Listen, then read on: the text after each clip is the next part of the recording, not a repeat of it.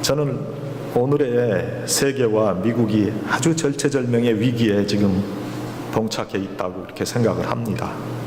그런데 이 위기는 인간이 하나님을 판단하는 것으로부터 시작이 됐어요. 하나님을 부인하고 인간 중심적인 문화를 만들고 누리는 것으로부터 시작이 됐다는 거예요. 인간이 모든 만물의 근원이라고 생각하고 인간적인 노력과 방법으로 세상을 판단하는 것이지요. 성경에 나타난 하나님의 뜻을 부인합니다. 그리고 고대 시대에 문명이 발달하지 못한 때에 재난을 두려워하던 인간들이 그 두려움에서 벗어나기 위해서 하나님을 만들었다, 그렇게 이야기하는 그런 사람들이 있지요. 그래서 인간적인 눈으로 하나님의 계시를 야만 시대에 고대 설화 정도로 그렇게 치부하려고 합니다. 인간 위주의 편리한 문화를 만들고 그것을 즐기며 살고 그 문화에 동참하지 않고 그 문화를 즐기지 않는 사람들을 시대착오적인 미개인으로 그렇게 여기려고 하지요. 성경의 계시는 분명히 하나님께서 천지를 창조하셨다, 그렇게 말씀하시고 하나님께서 사람을 만들어 하나님의 형상을 따라서 남자와 여자를 만들었다, 그렇게 말씀하시는데도 인간은 자연 발생적인 진화의 과정을 거쳐 만들어졌다, 그렇게 생각하려고 합니다. 남성과 여성의 성 정체성도 육체의 모습과는 다른 것으로 이해시키려고 하는 그런 현대의 사회를 우리가 살고 있어요. 내가 여성적인 생각을 가지고 있기 때문에 내 몸이 비록 남자의 그런 성징을 가지고 있지만 나는 여자다, 그렇게 생각합니다. 하나님의 인간 창조를 잘못된 것으로 생각하고자 하는 거죠. 하나님의 창조 질서는 전혀 잘못되지 않았어요. 인간에게 하나님께서 만들어주신 인간의 자율성과 자유의지를 탈선과 타락으로 인간이 변질시켰기에 온전하지 못한 돌연변이적인 유전인자들이 나타난 것이지요. 태어날 때부터 온전하지 못한 모습으로 태어난 사람들이 있잖아요. 지적 미숙아로 태어난 사람도 있고 정신병을 가지고 태어난 사람도 있고 또 지체 부자유자로 태어난 사람들이 많지만 그것은 하나님의 창조가 불완전해서 그런 거 아닙니다. 그런 이들이 치유되고 회복되어지는 것이 하나님의 뜻인 것은 타락한 인간이 예수님으로부터 회복되어지는 원리와 같은 것이지요. 문제는 그러한 비정상적인 것들을 정상적인 것으로 여기고 더 나아가서 하나님의 창조의 질서를 부인하는 거예요.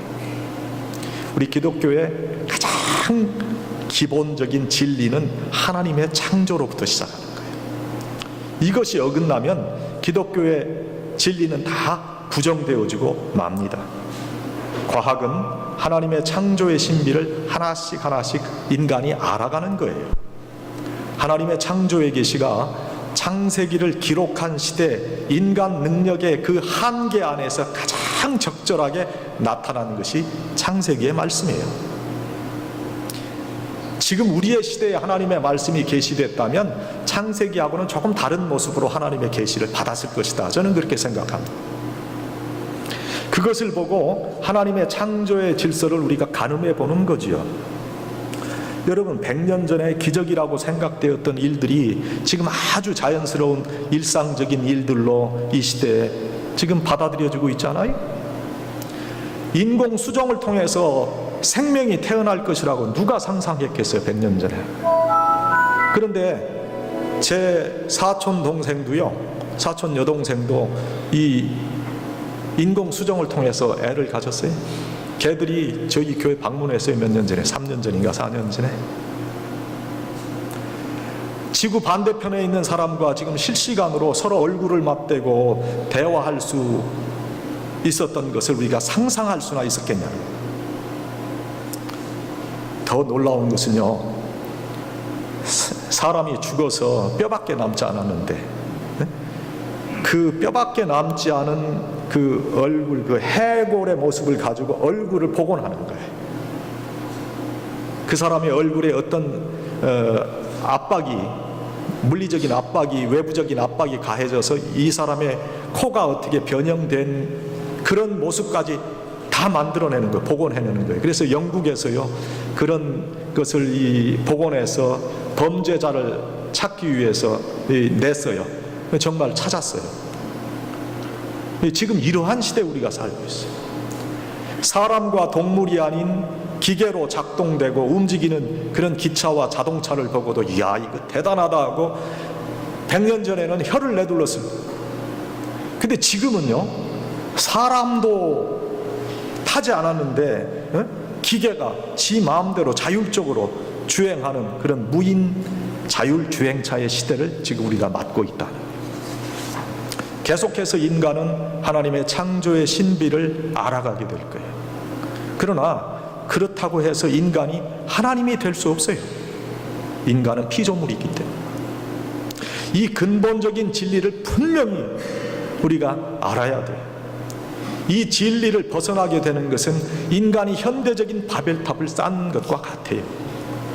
하나님과 같이 높아지려는 그런 인간의 마음은 하나님이 심판하시는, 하나님의 피조물이요 하나님의 성품을 따라 지음받았다는 것을 아는 것이 가장 근본적인 기독교적인 가치관이에요. 우리 기독교 신앙은 철저하게 하나님 중심, 유일하신 그리스도이신 예수님을 중심으로 사는 것을 기본으로 하는 거예요. 그 다음은 예수님의 성품과 그 가르침을 따라 사는 것이죠. 그리고 세상의 기준이 아닌 기독교적인 기준을 따라서 행복하게 우리에게 허락된 인생을 사는 거예요. 우리 기독교적인 가치관의 행복은 거룩하게 사는 거고 나누고 섬기고 베풀며 사는 거예요.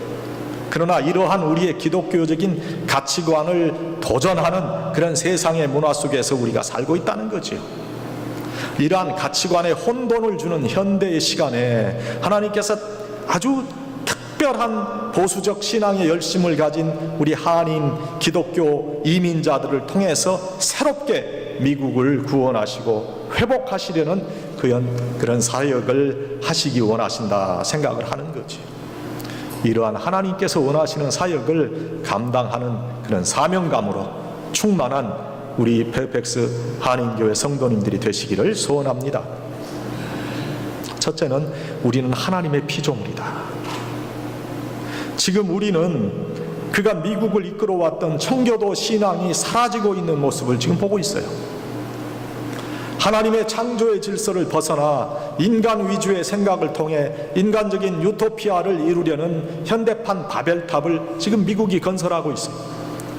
무엇이 진리인지 거짓인지 분별하지 못하는 그런 시대가 되고 말았다는 거예요. 선과 악의 구분이 없어졌어요. 양의 탈을 쓴 이리와 같은 사탄이 우리의 영혼을 노략하고 있어요. 종교의 자유라 주장하면서 하나님께서 원하시지 않는 그 사신 우상들이 이 나라의 국민들의 영혼을 더럽히는 시대를 살아가고 있어요. 이때 하나님께서 우리 한민족 크리스찬을 들어서 미국을 정화하고 회복시키는 그런 사역에 우리를 쓰시려 한다는 거예요. 이 하나님의 뜻에 응답하는 우리 성도들이 되어야 돼요. 그래서 올바른 기독교의 인성과 가치관이 주도하는 그런 교회를 이루어 갈 수 있어야 됩니다. 우리 자녀들에게도 기독교의 인성과 가치관을 전해주는 그런 교회가 되어야 됩니다. 하나님의 말씀은 인간은 하나님의 성품을 따라 지음받았다, 그렇게 가르쳐 줍니다. 또 기독교의 인간관에 따르면 인간의 형상 속에서 인간에게 투영된 하나님의 성품을 찾을 수 있다고 합니다. 그것을 생명이라 하기도 하고 생기라 부르기도 합니다. 그래서 인간은 동물적인 그런 기관으로 이루어진 육체를 가지고 있지만 육체의 본능을 따라 살지 않아야 되는 거예요. 육체를 조절할 수 있는 신앙의 이성을 가지고 하나님의 성품을 따라 사는 사람들이 바로 기독교 신앙을 가진 자들이에요. 이러한 신앙의 이성으로 육체의 정욕과 본능을 극복하는 사람들은 영적인 인격자로 거듭나는 자들입니다. 인간은 인간다워야 되는 거지요. 인간이 동물다워서는 안 되는 거지요. 인간이 동물과 다른 것은 이성의 영역 속에서 사고할 수 있다는 거 아니겠어요? 그런데 이 사고의 능력이 없어진 그런 사람들이 의외로 많아요. 영혼의 이성은 작동되지 않고 육체의 정력과 본능적인 욕구에 의해서 움직이고 그것이 인간 본래의 모습을 설명한다, 그렇게 얘기해요. 그렇지 않죠. 우리는 하나님으로부터 비롯된 영혼이 있습니다. 이 영혼이 바른 기능을 회복해야 돼요. 영혼이 올바로 작동하지 않으니까 인격 장애자들이 우리 사회에 넘쳐나는 거예요. 아담과 하와의 타락 이후에 비정상적인 것을 정상적인 것이라고 우기는 사람들이 나타납니다. 한마디로 인격 장애자라고 불릴 수밖에 없는 사람들이 자녀를 낳아서 기르니까 그 자녀 또한 인격 장애자로 살아갈 수밖에 없는 거예요.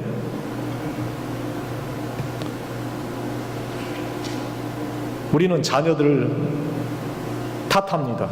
왜 그렇게 컸냐고. 왜? 사실 자녀들이 우리를 보고 큰 거죠. 자녀들의 모습이 바로 우리의 모습 아닙니까? 아버지를 아버지로, 어머니를 어머니로 인정하지 않는 사회에 우리가 살고 있어요. 서로를 속이고 이용하고 빼앗는 일들이 가정에서 일어나잖아요. 뒤틀어진 그런 가족 관계지요. 뒤틀어진 가족 관계를 회복시키는 길은 기독교적인 인성교육을 회복하는 거예요. 먼저 내가 하나님의 형상을 따라 지음받은 고귀한 인격을 가진 그런 사람이라는 의식을 먼저 가져야 돼요. 이러한 의식을 우리의 아들과 딸도 전수받을 수 있도록 해야 된다. 기독교적인 가치관 두 번째는 거룩한 백성으로 구별됐다는 거예요. 우린 거룩한 백성입니다. 거룩한 척 하는 것도 사실은 그 좋은 거예요. 네. 최대한의 노력을 다하는 것이니까. 하나님의 자녀들은요, 하나님의 거룩한 품성을 닮아 거룩한 삶을 살아야 돼요. 구별된 삶이라는 거예요. 적어도 윤리와 도덕이 말하는 생활이 무엇인지 알아야 하고 그것이 우리의 삶에 이루어지도록 해야 돼요. 자유라는 이름 아래에 모든 윤리와 도덕의 기준이 없어진 그런 사회에 우리가 지금 살고 있잖아요. 조국에서 간통은 더 이상 죄가 되지 않아요. 이제 성매매가 합법화된 그런 나라가 얼마나 많은지 몰라요. 더 이상 율법이 기준을 제공하지 못하는 그런 사회에 우리가 살고 있어요. 그런데 성경적인 가르침에 따르면 인간은 피조물이고 하나님의 형상을 따라 지음 받았으니 하나님의 거룩함을 따라 살아야 한다 하는 거예요. 이 시대의 성경적인 도덕과 윤리성이 강조되고 회복돼야 돼요. 이 기독교적인 도덕과 윤리에 근거한 그런 인성이 주도하지 않으면 미국의 장래는 회복 불가능한 혼란한 나라가 되고 말 거예요. 기독교인의 구별된 인성, 도덕적인 자기 정체성을 가지고 사역하는 그런 우리 재단이 돼야 돼요. 여러분 오해가 없기를 바랍니다. 저는 연예인으로 활동하면서 신실하게 기독교적인 가치관을 가지고 하나님께 영광을 돌리는 분들을 많이 봤어요. 그런데 저는 그분들이 자신의 그 거듭난 삶을 간증하고 난 후에도 계속해서 하나님의 영광을 나타냈으면 하는 기도를 합니다. 그분들의 간증을 들으면서. 그런데 그분들은 감정의 표현이 남다르잖아요. 또 감정의 기복이 아주 심하기 때문에 그런 기도를 제가 하는데, 어느 연예인이 훌륭한 크리스찬으로 소개가 된 그런 기사를 제가 읽어본 적이 있어요. 본인이 교회 사역을 잘 감당하고 교회 교육도 잘 감당해서 그런 주일학교 선생님으로 헌신되었다, 그런 기사를 제가 봤는데, 분명히 봤는데, 그런데 어느 오락 프로그램에 제가 보니까 그 간증한 연예인이 서울의 어느 강남 지역에 춤추고 술 마시는 클럽에 가는 모습이 아주 그냥 그대로 여과 없이 방영된 것을 봤어요. 글쎄요, 뭐 이 개인적인 자유고 이미 율법의 시대를 벗어나 우리가 은혜의 시대를 살고 있으니 아무런 문제 없는 겁니까? 그건요, 은혜를 받고 그 은혜를 누렸지만 기독교적인 가치관을 배우지 못해서 기독교적인 올바른 가치관의 그 부재에서 기인된 거예요. 한때 은혜를 받았다는 것이 기독교적인 정체성을 설명해 주는 게 아니에요. 세상적인 향락을 위해서 술 마시고 춤추는 곳에 기독교인으로 은혜를 고백한 자가 있다는 것 자체가 하나님의 선택된 백성의 거룩함을 훼손하는 거 아니에요? 아마 이러한 문화에 자유로울 수 있는 그런 기독교인들, 그런 분들이 현대의 시대에 많지는 않을 것이라고 생각해요. 여러분 어때요? 여러분의 생활이 정말 하나님께서 보시기에 합당한 생활을 하시고 있다고 생각합니까? 분명히 알아야 될 것은 우리는 하나님의 거룩한 형상을 따라 지음받았다는 거예요. 거룩하게 구별되어져야 할 사람인 것을 분명하게 기억해야 된다. 마지막 세 번째 기독교적인 가치관은요, 나누고 베풀고 섬기는 그런 행복을 가지는 거예요.